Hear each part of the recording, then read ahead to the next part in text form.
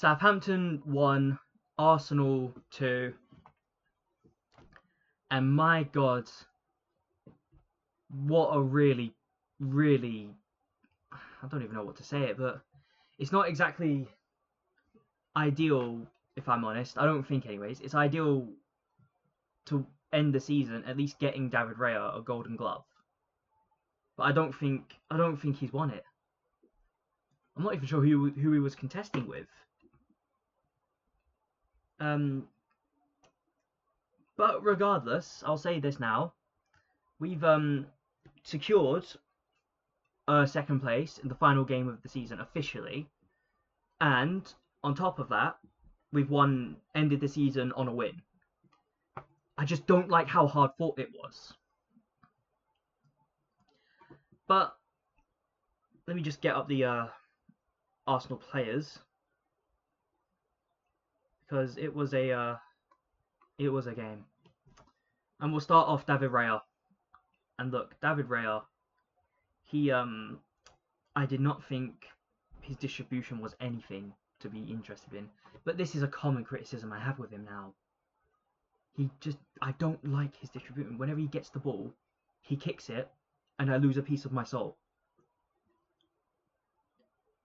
But for now, he did what you have to do. What's it, goalkeeper wise? Catch when he caught the ball, I felt a bit more secure. Definitely. He didn't let a few opportunities go in as well. Decent goalkeeping overall, but he has got to work on that distribution. I'm giving him a 6, a very average game, I think. Kieran Tierney, I'm very happy with his performance, if I'm honest. I thought he defended quite decently, despite the fact that when we went 1-1, it was a whole defensive error. Our entire defense just shut off. We was waiting for the whistle to be blown after a supposed foul. It wasn't given, because they still had the ball, and that's why I say you play until the whistle. Because bare minimum, if they won a free kick, at least you haven't let them through. But Kieran Tierney, I thought he played quite well, if I'm honest. I really appreciated how attack-minded he was as well.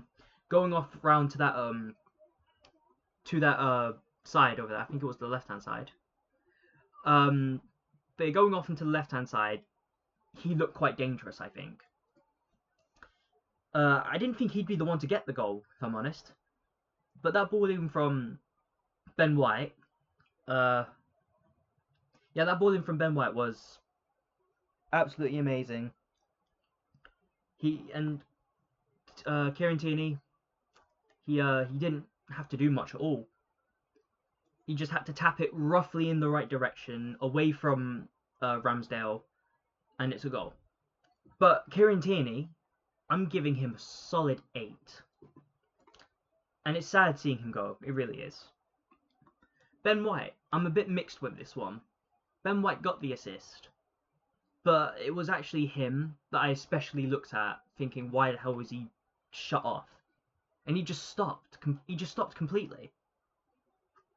I'm not happy with how he stopped at all.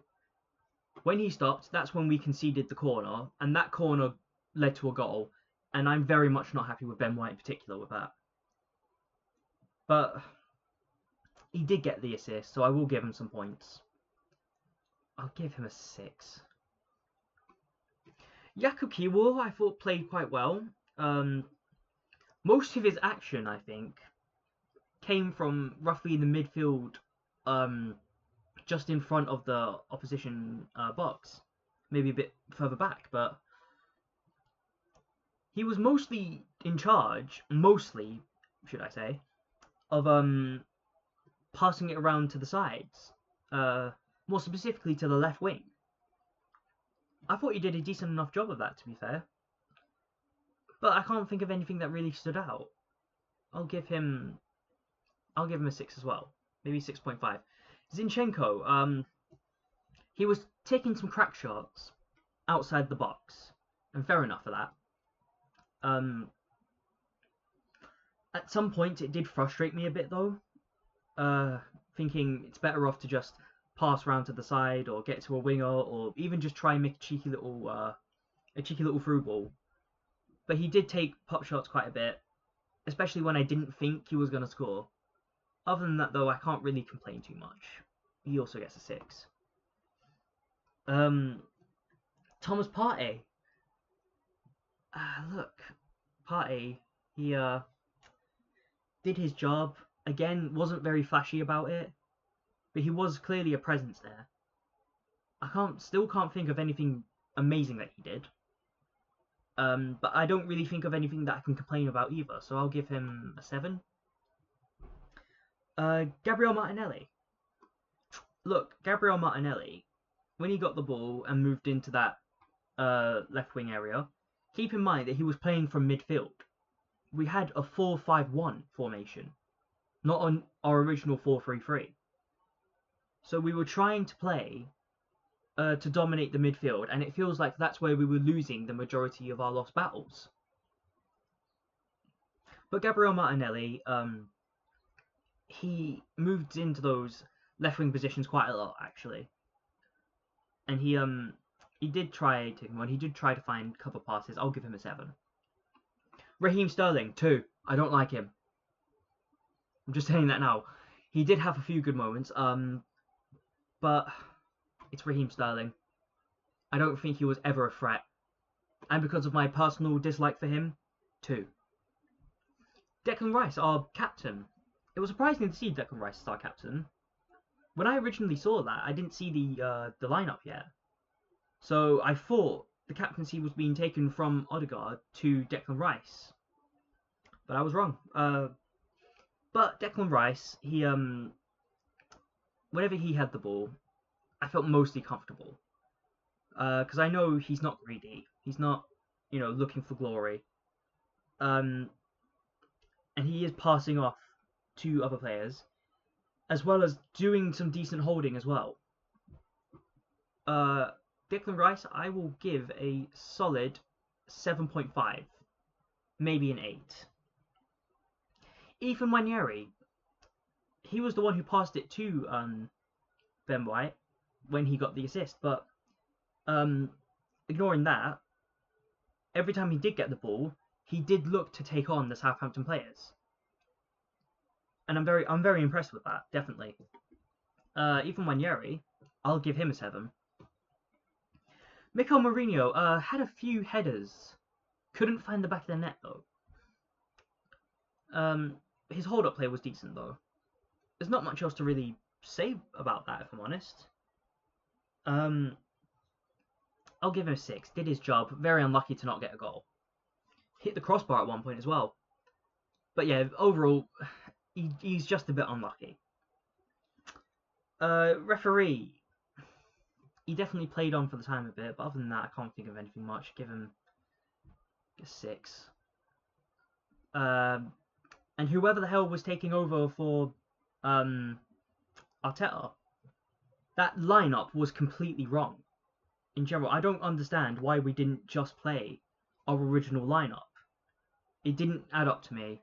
I can understand maybe Zinchenko and Tierney because they're leaving. I don't have a problem with that. But playing Sterling and changing this whole formation, it doesn't add up to me. None of it does. And even then, Zinchenko shouldn't have been played in defence. I would have played...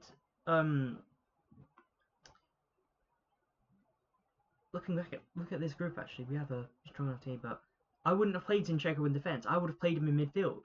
Get Zinchenko on midfield. Play Mars Lewis Skelly there, and if you have to, take Sterling off and replace him with Zinchenko. At least Zinchenko looked a little bit threatening when he was on the ball.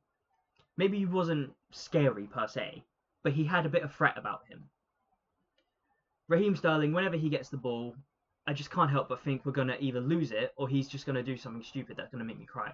The best thing I think about Sterling was that he won a few fouls in decent position. That's about it. So for whoever took over for Arteta, and that's assuming that Arteta didn't decide the team, because I'm not even sure how this works. Very poor choice in formation. Doesn't add up to me. We're a 4-3-3 team. Playing Raheem Sterling immediately takes away points unless absolutely necessary. And overall, we could have just comfortably won the game if we just played to our strengths. So whoever did that gets a 4, and that is me being generous. But that's it for now. The season is over. And I don't know when is that Portuguese Cup happening as well? Hang on, let me look this up. Sporting. It's half time there. When this is over, I think Gyökeres will be a bit more open about what he's going to do, and maybe we have been waiting to just sign him. But I'm hearing back and forth everywhere. It's Gyökeres, and then it's Sesko, and then it's back to Gyökeres, and then Sesko. It's all hearsay for me. I'm not taking most of it seriously right now until we sign someone. But we're looking quite serious. We're looking quite serious in buying some decent players. We've been linked recently with the Nottingham Forest midfielder Gibbs White. I wouldn't mind having him as a player, if I'm honest. I quite like him. But this next season, as I was saying on my live, is the do or die season. If we do not win anything next season, Arteta is gone. He is out. And frankly, I agree with that. As much as I've backed Arteta, and I have backed Arteta, but something is going wrong. Something is going wrong here at Arsenal, especially this season. And we need a really good transfer window to change this around. We need to add to our squad depth. We need a striker. We need a left winger, and it's going to be a lot of business. And I don't know if Berta can even get all of it done. But Berta, it's sounding like he's taking this very seriously, and he's doing the business that he needs to get done. But let me know what you think down below. Like, share, and comment, and please do subscribe. It really does help out the channel. We've surpassed 50 subscribers, and now I'm aiming for 75. So if we can do this, I will be beyond happy. Even now, 50 subscribers feels like a lot to me. It might not seem like much in comparison to AFTV and other big YouTube channels, but to me this is everything. But I might start making more videos about Arsenal transfer rumours. Maybe even some stuff about the players in particular and what we can expect if we did get them. But for now, it has ended.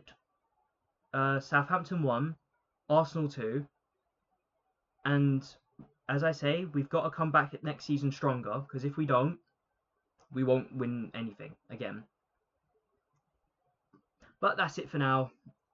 As I said before, please subscribe. It really does help out the channel. And I will be seeing you next time, whenever next time is. Goodbye.